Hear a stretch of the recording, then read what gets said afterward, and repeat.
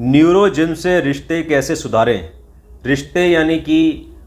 माता पिता, भाई बहन, चाचा चाची, दादा दादी, नाना नानी एटसेट्रा, जो कि ब्लड रिलेटिव्स होते हैं और थोड़े डिस्टेंट रिलेटिव्स होते हैं।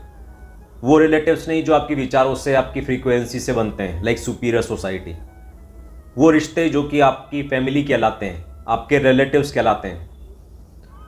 पहली बात तो आपको समझनी है कि जो फैमिली है उसका उद्देश्य क्या है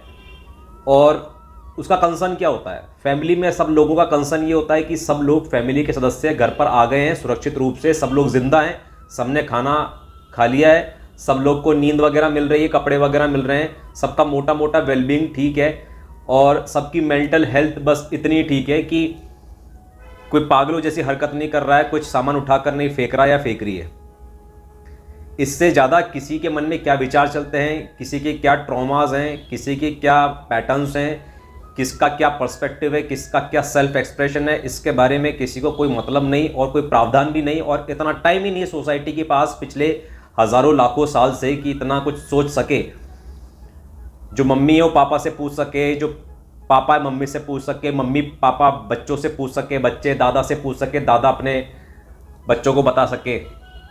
कि उनका दृष्टिकोण क्या है, वे क्या करना चाहते थे, फिर क्या पाया, क्या खोया, क्या जिया, क्या नहीं जिया, क्या ग्रैटिट्यूड है, मतलब GWS क्या है, ज़िंदगी में क्या क्या मुकाम हासिल किया, क्या मेरा सेल्फ एक्सप्रेशन है, कैसे जीवन जीना चाहता था, कैसे जीवन मैंने जिया, ऐसी कौन सी बात है जो काफ़ी सालों से मुझे परेशान कर रही, क्या डर है, क्या चिंता है, क्या परेशानी, इसके बारे में कोई कम्युनिकेशन, कोई कॉन्वर्जेशन नहीं होता। और इसके बारे में तो हमने कहीं कुछ पढ़ा नहीं, किसी टीवी, किसी फिल्म में, किसी चित्रकथा में कहीं देखा नहीं। एक्सक्लूसिवली हमारा खुद का आविष्कार है। आम सभा हम लगाते हैं, सुपीरियर्स की मीटिंग हम लगाते हैं, अपने परिवार के मौसी मौसा के लड़कों को जोड़ते हैं और उनकी मीटिंग कराते हैं। हम सभी रिश्तेदारों के घर पे जाते हैं, जबकि वे रिश्तेदार एक दूसरे से 15-15 साल तक बात नहीं करते हैं, तो भी हम उनके घर में जाते हैं। मतलब हम हाईएस्ट क्वालिटी के एक ऑथेंटिक रिलेटिव और सोशल बीइंग है, इसलिए करते हैं। बट पॉइंट ये है कि घर में सब सर्वाइवल का कंसर्न होता है, इस वजह से घर में सबको ही शिकायत रहती है कि कोई हमारी इज्जत नहीं करता। बच्चों को शिकायत रहती है माता पिता उसकी इज्जत नहीं करते, माता पिता को शिकायत रहती है बच्चे इज्जत नहीं करते, पत्नी को लगता है कि पति मेरी इज्जत नहीं करता, पति सोचता है कि मैं इतनी फाइट मारता हूँ और ये पत्नी मेरी इज्जत नहीं करती, बच्चे मेरी इज्जत नहीं करते, और दादा दादी को कोई पूछता नहीं है। मतलब इस सबको क्या मैं डिस्क्राइब करूं। तो होल पॉइंट ये है कि एक दूसरे का चेहरा 40-40 साल तक रोज रोज देखने से एक मोनोटोनिसिटी जनरेट होती है, एक बोरियत जनरेट होती है। तो एक दूसरे के प्रति जो सम्मान है, जो कि पहले से कभी था भी नहीं, उसकी संभावना और खत्म होने लगती है और सम्मान कम होने लगता है, अपमान जनरेट होने लगता है। एक दूसरे की वैल्यू इंसान जानता ही नहीं है, मतलब जानेगा तो क्या कब क्या कम करेगा पहले से नहीं जानता। वो तो बच्चा जब स्कूल जाता है ड्रेस पहन के, तो स्कूल में एक ड्रेस के माध्यम से लोग उसको आइडेंटिफाई करते हैं और फिर उसके ट्रेड्स के हिसाब से उस आदमी को एक इज्जत देते हैं, एक इवैल्यूएशन मिलता है उसको। फिर वो कॉलेज में आता है, जॉब में जाता है, अपना प्रदर्शन करता है कौशल का, तो सबको पता रहता है कि मतलब इस आदमी की वैल्यू क्या, मार्केट वैल्यू क्या, सोशल वैल्यू क्या। घर के अंदर कच्चा पहन के सब लोग इधर उधर घूमते रहते हैं। किसी के पिताजी बहुत बड़े अधिकारी हों, व्यापारी हों, लेकिन सुबह उठ के तो बाल खराब हैं, आँख खराब है, ब्रश कर रहा है और कच्चा पहन रखा है और बनियान में घूम रहा है, और फिर बाथरूम जा रहा है, बाथरूम में वो आदमी जो जो भी हरकतें कर रहा है उसकी आवाज़ें बाहर आ रही हैं। इस सब की वजह से क्या है कि जो सम्मान डेवलप होना चाहिए था, जो कि इंसान को अपने वर्क प्लेस में मिलता है, अपनी कम्युनिटी में मिलता है, अपने फ्रेंड्स में मिलता है, या अपनी कंपनी जब वो बनाता है उसमें मिलता है, या जो लोग नेटवर्क मार्केटिंग करते हैं, या लोग संगठनों में चले जाते हैं, सीनियर सिटीजन्स को सीनियर सिटीजन्स की बैठकों के अंदर सम्मान मिलता है, अपने घर में सम्मान नहीं मिलता। क्योंकि सीनियर सिटीजन वहाँ पे एक एक्सप्रेशन बन के जा रहा, तैयार होके जा रहा है, एक टाइम लिमिट के साथ जा रहा है। घर में कोई टाइम लिमिट ही नहीं है, हर इंसान एक दूसरे की शक्ल को अनंत काल तक देखता रहे बस। तो वो उसको नॉर्मलाइज कर देते हैं और डिवैल्यूएट कर देते हैं, और एक रोल प्ले नहीं कर रहा, जो कि हमने इसे APL बनाया है, एटॉमिक प्रायोरिटी लिस्ट, कि घर के सभी सदस्यों की अलग अलग प्रायोरिटी लिस्ट होनी चाहिए, सबका अपना अलग अलग वर्क स्पेस होना चाहिए, सबकी अपनी अपनी टेबल होनी चाहिए। तो सबकी प्रायोरिटी की लिस्ट में ये तो होना चाहिए ना कि घर के अंदर एकदम नेचुरल घी आना चाहिए, ये चारों लोगों की प्रायोरिटी में होना चाहिए, माता पिता और लड़का लड़की चारों की प्रायोरिटी में होना चाहिए। और 300 साल पहले रॉबर्ट क्लाइव हमारा सोना लूट कर लेकर चला गया था इंग्लैंड, तो वो वापस लेकर आना ये हमारी प्रायोरिटी में होना चाहिए, ठीक है। और रोज एक बार सूर्य के दर्शन करने ये हमारी प्रायोरिटी में होना चाहिए, रोज एक बार चंद्रमा के दर्शन करने ये हमारी प्रायोरिटी में होना चाहिए। भाई 2 मिनट तो कर लो चंद्रमा के दर्शन। तो ऐसी प्रायोरिटी लिस्ट अलग अलग होनी चाहिए। किसको कैसा ठीक लगता है, किसी का स्वभाव बहुत उग्र प्रकार का है पहले से ही, तो उसको क्या सूर्य दिखाना, उसको तो चंद्रमा दिखाओ। और कोई पहले से बहुत ज्यादा कल्पना के अंदर रहता है और बहुत ज्यादा ठंडा ठंडा है, उसको क्या आप चंद्रमा दिखा रहे हो, उसको सीधा क्या आप सूर्य दिखाओ। उसको 2 मिनट तो मैं ज्यादा बोल रहा हूं, बट फॉर फ्यू सेकेंड्स उसको सन गेजिंग कराओ, तो उसका एक्सप्रेशन, उसकी प्रवृत्ति, उसका स्वभाव है, उसका धर्म है। तो मैं आपको ये कहना चाह रहा हूं कि जो पारंपरिक सभ्यता बनी हुई है, संस्कृति बनी हुई है, पारिवारिक व्यवस्था बनी हुई है, उसके अंदर प्रावधान ही नहीं है एक दूसरे की इज्जत करने का और रिश्तों का सम्मान होने का। रिश्ते एक बहुत ही डायनामिक इक्विलिब्रियम में है, मतलब उसको बहुत ही ऐसे पकड़ के, किसी चीज को पकड़ के, जैसे कि दिस थिंग ये यहां पर है तो अभी डायनेमिक इक्विलिब्रियम में है, ये इसको पकड़ रखा है तब तक ये पकड़ा हुआ है, इसको मैंने छोड़ दिया तो ये बिखर जाएगा। तो रिश्ते जो ऐसे होते हैं वो जबरदस्ती पकड़े हुए होते हैं, एक दूसरे से कॉम्प्रोमाइज करवाना होता है और बड़ों की बात मानो और ये हमारा कानून है फैमिली का, और हमारे शहर में, हमारे लखनऊ में तो ऐसे नहीं होता, हमारे कानपुर में तो ऐसे होता है, हमारे राजस्थान में तो ऐसे होता है। तो वो सब सिस्टम के और कंप्लायंस के अंदर लोगों को सिस्टम के कंप्लायंस के अंदर रेपिटेटिव मोड के अंदर डाल के रखा जाता है, अदरवाइज उस रिश्ते के अंदर कोई यूनिकनेस नहीं होती। मतलब मामा और भांजे का रिश्ता,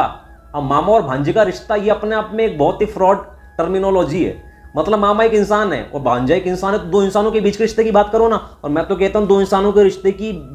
के बीच की बात आप कर ही नहीं सकते, क्योंकि 2 इंसानों का रिश्ता जो होता है ना वो बहुत ही ज्यादा पर्सनल चीज होता है। पर्सनल मतलब कि गुप्त नहीं, पर्सनल मतलब कि मामा ही जानता भांजे से क्या संबंध है उसका और भांजा ही जानता मामा से क्या संबंध है उसका। Please understand. इसीलिए हम कहते हैं किसी औरत और मर्द के बीच में यदि सेक्स हो रहा है तो जो भी रिश्ता है उनका, तो उनका व्यक्तिगत रिश्ता है। व्यक्तिगत का मतलब ये नहीं है कि वो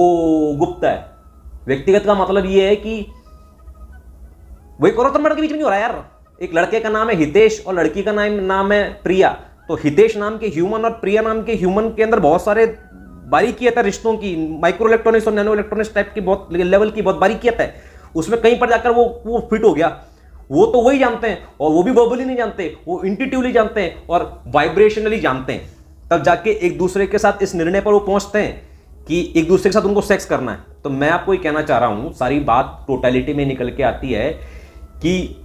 जो रिश्ते हैं ना वो पोजीशंस के बीच में है। मामा और भांजे का रिश्ता वो ह्यूमंस के बीच में नहीं है, वो एक्सप्रेशंस के बीच में नहीं है। तो ह्यूमंस तो एक्सप्रेशंस है ना,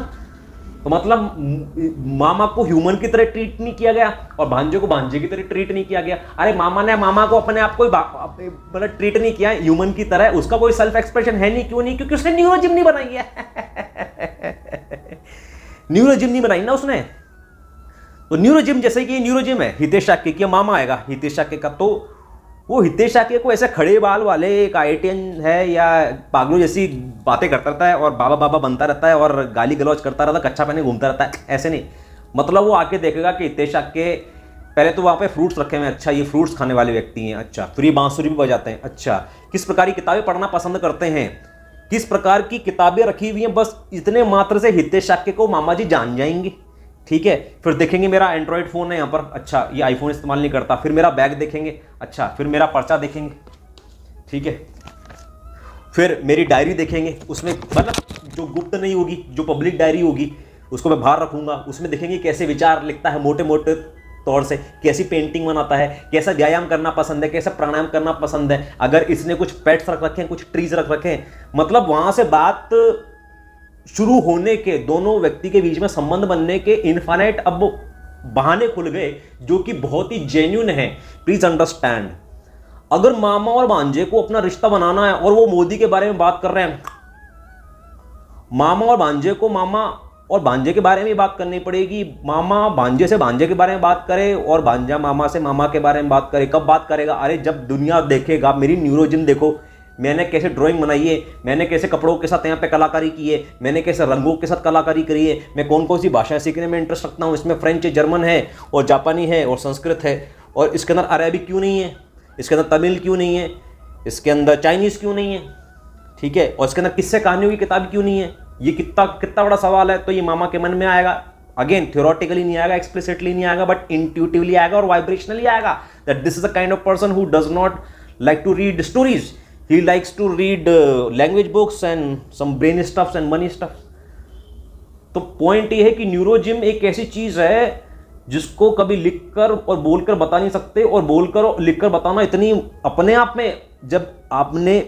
मैं जो हूं मेरा व्यक्तित्व है, यदि उसको लिखकर या बोल के बता दिया, पहली बात तो उसका शब्दीकरण कर दिया, इसका मतलब है 99.99% तो उसका उड़ा ही दिया, 0.01% ही तो है जो मैं हूं और जैसा मैं देखता हूं, जैसा मैं सोचता हूं, जैसा मैं जीवन जीना चाहता हूं, उसका 0.01% ही तो है यदि मैंने वो सब कुछ शब्दों में बयां कर दिया। और शब्दों में बयां करना भी अपने आप में इतनी बड़ी काबिलियत है कि वो 0.01% को भी यदि शब्दों में बयां कर दिया ठीक से, तो आदमी रजनीश बन जाता है, हितेश शाक्य बन जाता है, राजीव दीक्षित बन जाता है, पवन जूरी बन जाता है, हिटलर बन जाता है क्या, और कचरा लिखना है तो मार्क्स बन जाता है, जो भी पॉलिटिकल चीजें होती है, कितना कचरा लिख रखा है। बट मैं आपको बता रहा हूं कि क्या बता रहा हूं मैं आपको बता रहा हूं कि जो इंसान का एक्सप्रेशन है, पहली बात तो उसका शब्दीकरण करना बहुत मुश्किल है, और शब्दीकरण कर पाना अपने आप में एक कई सालों की, कई दशकों की, डिकेड्स की साधना है, जिसको कोई साध ही नहीं पाता है। और जरूरत क्या है उसको भी साधने की, मैं तो ये बोलता हूं, जब सारा का सारा जो सेल्फ एक्सप्रेशन है वो नॉन वर्बल है। नॉन वर्बल है मतलब कि ये ऐसा क्यों रख रखा है, और इसके ऊपर ये क्यों रख रखा है, और ऐसा ये क्यों रख रखा है, और वो दो बांसुरी वहां क्यों रख रखी है, और वो वैसे क्यों रख रखी है, और मैं तो यहां तक कहता हूं कि ये शर्ट क्यों पहन रखी है, और ये कॉलर नीचे क्यों है, और ये कॉलर ऊपर क्यों है, और ये बाल ऊपर क्यों है, और ये उंगली ऐसे क्यों चल रही है, और ये ऐसे क्यों चल रहा है, और पीछे ये खिड़की ऐसी क्यों है, ये खुली हुई क्यों है, और ऐसी बंद क्यों है, और लाइट ऐसी क्यों है, और मैंने ये एंगल क्यों चला। बात बात में बारीकियत है, और हर बारीकियत के अंदर एक सेल्फ एक्सप्रेशन है। प्लीज अंडरस्टैंड, जिसको दिखाने का सर्वश्रेष्ठ तरीका एक कमरा है, बाकी तो आप उसको किताब में लिख दो, किसी को मैसेज करके वॉइस नोट के माध्यम से कॉल करके बता दो, या फिर उसका कुछ वीडियो बना दो, तस्वीर ले लो, बट वो वीडियो, तस्वीर, वो बात, वो किताब, वो शब्द थोड़ी ना जीवन है। जीवन तो ये है। तो जीवन जहां पनपता है, जहां जीवन अपने आप से खेलता है, वो जगह है न्यूरोजिम। तो जब जीवन अपने आप से खेलता है तो उसमें सामने वाले व्यक्ति का व्यक्तित्व तो चमकता है और चरित्र सामने आता है। चरित्र, असली चरित्र वो है, प्लीज अंडरस्टैंड। तो उस चरित्र को जब कोई रिश्तेदार देखता है तो उसमें एक यूनिकनेस पाता है, और यदि उस यूनिकनेस के साथ उसका कोई रिश्ता, मतलब वो यूनिकनेस इस रिश्तेदार के अंदर कुछ इंट्रिग करती है, उसकी यूनिकनेस, मतलब वो किसी और, मतलब मेरा रिश्तेदार मान लो कि खेल कूद और कबड्डी वगैरह के अंदर है, उसको ये चीजें इंट्रीग नहीं करती, तो फिर मेरा उसका कोई रिश्ता है भी नहीं और कभी हो भी नहीं सकता था। वो तो बस एक इंसानियत का रिश्ता जो कि बाकी इंसानियों के साथ भी है, प्लीज अंडरस्टैंड।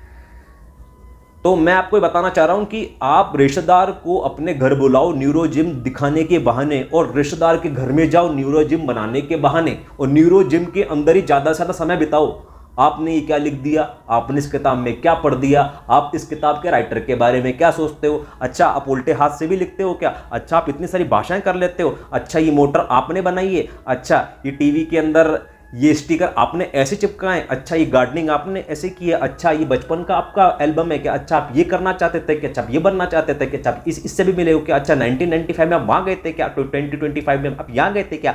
ये किया था कि वो किया था कि ये मैं